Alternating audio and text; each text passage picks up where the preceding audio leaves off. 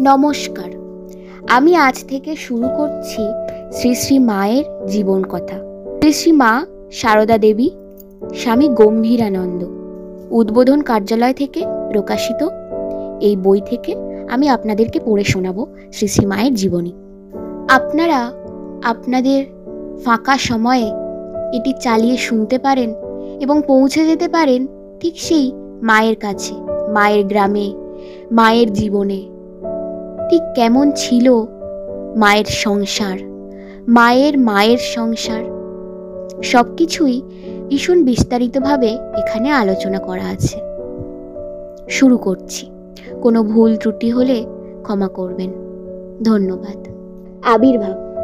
শ্রী মায়ের আগমনে যে মুখুজ্জেকুল জগৎবরেণ্য হইয়াছে, তাহারা ঠিক কবে জয়রামবাটিতে বসতি স্থাপন করিয়াছিলেন তাহা অবিদিত। প্রাচীন দুইখানি দলিল দৃষ্টে জানা যায় যে 1076 সনের 12ই বৈশাখ তারিখে বিষ্ণুপুরের জনৈক রাজা শ্রী চৈতন্য সিংহদেব জয়রামবাটি গ্রামস্থ শ্রীযুক্ত খেলারাম মুখোপাধ্যায়কে 11/4 কাঠা ব্রহ্মোত্তর ও 6/1 কাঠা দেবোত্তর নিষ্কর ভূমি দান করেন। দেবোত্তর দলিলে খেলারামকে স্বর্গীয় ধর্ম ঠাকুরের পরিচারক বলিয়া উল্লেখ করায় স্পষ্ট প্রতীত হয় যে ইহারা তখন বা তৎপূর্ব হইতেই ধর্ম ঠাকুরের সেবায়ত ছিলেন।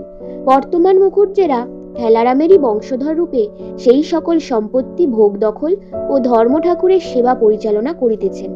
মাতৃমন্দির যে স্থানে নির্মিত হইয়াছে, উহাই মুখুজ্জেদের আদিম বাস্তুভিটা বলিয়া অনুমিত হয়। শ্রী মায়ের জন্ম এবং বিবাহ ওই বাটিতেই হয়।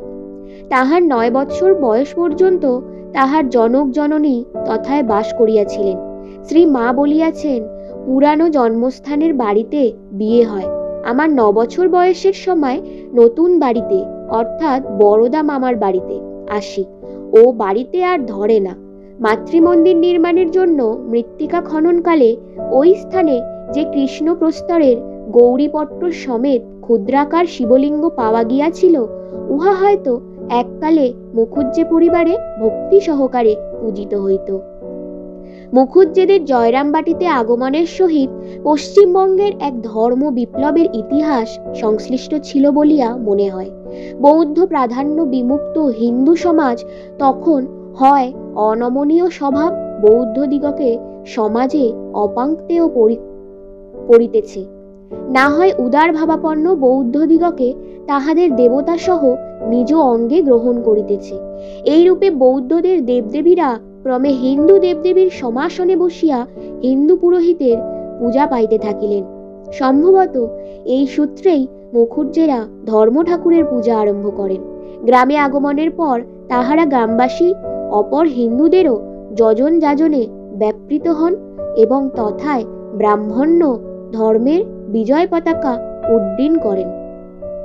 পুরুষানুক্রমে রাম মন্ত্রের উপাসক মুখুজ্জে বংশে জাত শ্রীযুক্ত রামচন্দ্র মুখোপাধ্যায় ইষ্ট নিষ্ঠা, সদাচার, লোককল্যাণ সাধন ইত্যাদি সৎ গুণের জন্য গ্রামবাসীদের বিশেষ শ্রদ্ধাভাজন ছিলেন। যথাকালে তিনি শ্রীহর নিবাসী শ্রীযুক্ত হরিপ্রসাদ মজুমদারের কন্যা শ্রীমতী শ্যামাসুন্দরী দেবীর পাণি গ্রহণ করেন। শ্যামাসুন্দরী দেবীও অতিরই অনুরূপা ধর্মপ্রাণা ছিলেন। তাহার সরলতা, পবিত্রতা ও দৃঢ়চিত্ততার কাহিনী এখনো লোকমুখে প্রচলিত আছে। এই ভক্ত দম্পতির গৃহ আলোকিত করিয়া শ্রী শ্রী মাতা ঠাকুরানী শারদামণি দেবীর আবির্ভাব হইয়াছিল।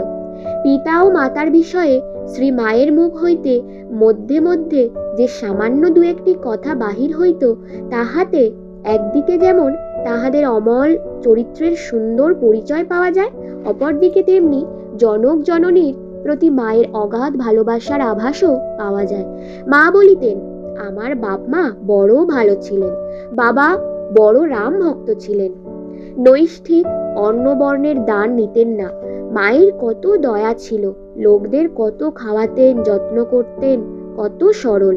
আর বলিতেন, বাবা তামাক খেতে খুব ভালোবাসতেন, তা এমন সরল অমায়িক ছিলেন যে যে কেউ বাড়ির কাজ দিয়ে যেতে ডেকে বসাতেন আর বলতেন, বসো ভাই, তামাক খাও। এই বলে নিজেই ছিলিম ছিলিম তামাক সেজে খাওয়াতেন। বাপ মায়ের তপস্যা না থাকলে কি ভগবান জন্ম নেয়? নিজ জননীর সম্বন্ধে শ্রী মা বলিতেন, আমার মা ছিলেন যেন লক্ষ্মী, সমস্ত বছর সব জিনিসটি পত্রটি গুছিয়ে টুছিয়ে ঠিকঠাক করে রাখতেন। বলতেন, আমার ভক্ত ভগবানের সংসার। এই সংসারটি ছিল যেন তার গায়ের রক্ত, কত করে এটি ঠিকঠাক রাখতেন। রামচন্দ্রের 3 কনিষ্ঠ সহোদর ত্রৈলোক্যনাথ, ঈশ্বরচন্দ্র ও নীলমাধব তাহারই সহিত এক পরিবারে বাস করিতেন। এই পরিবারে অর্থ সচ্ছলতা কোনোদিনই দেখা যাইত না। চাষ ও পৌরোহিত্য হইতে লব্ধ স্বল্প আয়ে কোনো প্রকারে ব্যয় সংকুলান হইত। অথচ দানা দিতে রামচন্দ্র মুক্ত হস্ত ছিলেন। ইহার প্রমাণ আমরা পরে পাইব। একবার শিহর গ্রামের উত্তর পাড়ায় পিতৃগৃহে অবস্থানকালে শ্যামাসুন্দরী দেবীর উদারাময় হয়। তিনি অন্ধকারে এল্লা পুকুরের পাড়ে শৌচে যান, কিন্তু অকস্মাৎ স্থান নির্ণয় করিতে না পারিয়া কুমারদের পোয়ানের অদূরে এক বেলগাছের নিচে বসিয়া পড়েন। অমনি পোয়ানের দিক হইতে এক ঝনঝন শব্দ উঠিল, আর বিল্ল বৃক্ষের শাখা হইতে এক ক্ষুদ্র বালিকা নামিয়া আসিয়া কোমল হস্তে শ্যামাসুন্দরীর গলা জড়াইয়া ধরিল। শ্যামাসুন্দরী হতচেতন হইয়া ভূমিতে লুটাইয়া পড়িলেন। কতক্ষণ তিনি ওইভাবে ছিলেন জানেন না। আত্মীয় স্বজন পরে তাহাকে খুঁজিয়া বাহির করিলে ও তাহার সংজ্ঞা ফিরাইয়া আনিলে তিনি অনুভব করিলেন ওই কচি মেয়েটি তাহার গর্ভে প্রবেশ করিয়াছে। এই উপলক্ষে বলে রাখি, শ্রী শ্রী মায়ের কথা 2য় খণ্ডের আরম্ভে প্রদত্ত শিশি মায়ের জীবনীতে আছে।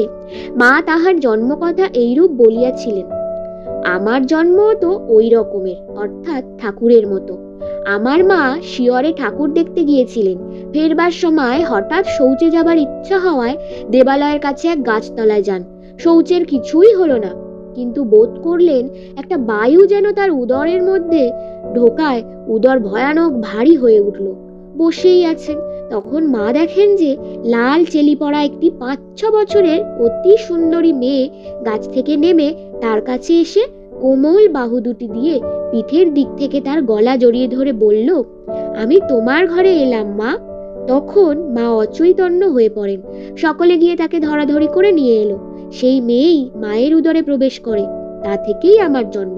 বাড়িতে ফিরে এসে মা এই ঘটনাটি বলেছিলেন। এই বিবরণটি কিছু অন্য আকারেও পাওয়া যায়, কিন্তু লক্ষ্য করিবার বিষয় এই যে মোটামুটি সবগুলির মধ্যে একটা সামঞ্জস্য আছে। এই সময় শ্রী মায়ের পিতা শ্রীযুক্ত রামচন্দ্র মুখোপাধ্যায় কলকাতায় ছিলেন। কলকাতা গমনের সংকল্প গ্রহণের পূর্বে একদিন মধ্যাহ্ন ভোজনের পরে তিনি সংসারের অভাব চিন্তায় ক্লিষ্ট হৃদয়ে নিদ্রাবিভূত হইয়া স্বপ্নে দেখেন একটি হেমাঙ্গী বালিকা তাহার পৃষ্ঠবরী পড়িয়া কোমল বাহুপাশে তাহার কণ্ঠ বেষ্টন করিয়াছে। বালিকার অসামান্য রূপ ও মূল্যবান অলঙ্কার সহজেই তাহার অসাধারণত্বের পরিচয় দেয়। অতি বিস্মিত রামচন্দ্র শতই প্রশ্ন করিলেন, কে গো তুমি? বিনা বিনিন্দিত সস্নেহ কণ্ঠে বালিকা উত্তর দিল, এই আমি তোমার কাছে এলুম। রামচন্দ্রের ঘুম ভাঙিয়া গেল। স্বপ্ন বিবরণ চিন্তা করিয়া তাহার বিশ্বাস জন্মিল যে স্বয়ং লক্ষ্মী কৃপা করিয়া দর্শন দিয়াছেন। অতএব অর্থোপার্জনের ইহাই প্রশস্ত সময়। তাই তিনি কলকাতায় গমন করিলেন। মুখোপাধ্যায় মহাশয়ের এই প্রচেষ্টা কতখানি ফলবতী হইয়াছিল তাহার সহিত আমাদের এই গ্রন্থের সম্বন্ধ নাই। তবে আমরা ইহা জানিতে পারিয়াছি যে গৃহে প্রত্যাগমনের পর সহধর্মিণীর মুখে তিনি যখন শিহরে দেব আবির্ভাবের সংবাদ পাইলেন, তখন তাহার আস্তিক ও ধর্মনিষ্ঠ মন সহজেই উহাকে সত্য বলিয়া গ্রহণ করিল। ভক্তিপরায়ণ ব্রাহ্মণ দম্পতি তদ্বদি ভোগসুখে উদাসীন থাকিয়া পবিত্র দেহে ও পুত হৃদয়ে দেব শিশুর জন্মকালের প্রতীক্ষা করিতে লাগিলেন। শ্রী মা ভূমিষ্ঠ হওয়া পর্যন্ত রামচন্দ্র আর স্ত্রীর অঙ্গ স্পর্শ করেন নাই। অধিকন্ত শ্যামাসুন্দরীকে তিনি দেবতার ন্যায় ভক্তি শ্রদ্ধা করিতেন। মায়ের মা একবার শ্রীযুক্তা যোগিনমাকে বলিয়াছিলেন, গর্ভাবস্থায় আমার এই রূপ, মাথায় চুল আর ধরে না। সেবার সাধে কত লোক যে কাপড় দিয়েছিল তার আর অবধি নাই। এই পর্ব এখানেই সমাপ্ত হলো। পরবর্তী ভিডিওতে পরের পর্ব নিয়ে আসবো। ধন্যবাদ।